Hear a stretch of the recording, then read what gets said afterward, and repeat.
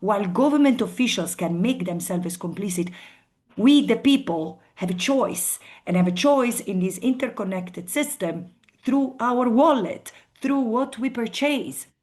There is no one who's powerless in this world.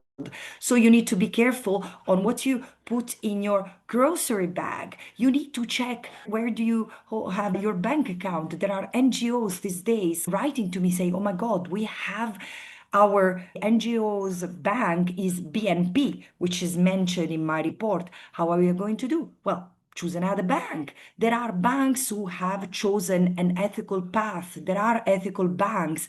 We need to develop, we need to help banks develop a genocide-free or an apartheid-free credit score, since Morningstar, for example, refuses so far to deal with the occupied Palestinian territory. Private investors, you need to check where you hold your money, making sure that you do not invest in the arms sector, which I'm afraid to recognize that this is the most profitable. But again, you see under your eyes what it does. Investing, giving money to the arms industry leads to this, to the abomination that is in Gaza.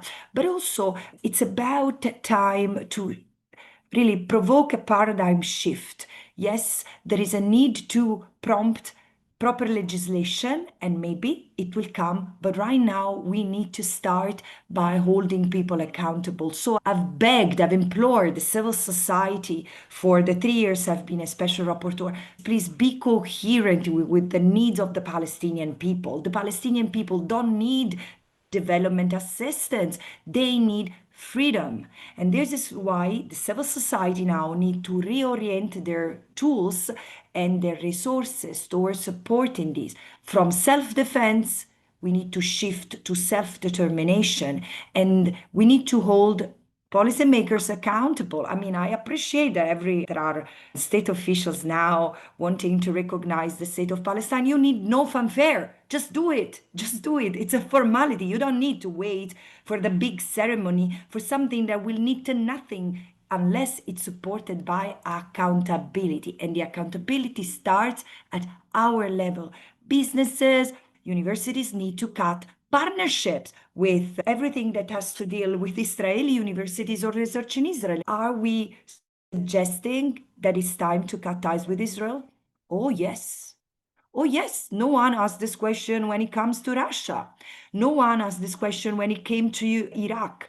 No one ultimately asked this question when it came to apartheid South Africa. A state that commits international wrongdoings is a state that needs to face consequences. From now on, it shouldn't be business as usual anymore.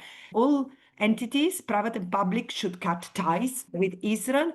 After the sanctions against me, there are many municipalities who are expressing solidarity. So it's not about me. Don't worry, I need nothing other than seeing the end of the genocide. So there should be a BDS focal point in each municipality to advise on ethical procurement, and in order to make the made in Israel not to be found anymore in our pharmacies, in our supermarkets, until Israel commits and becomes an apartheid-free zone.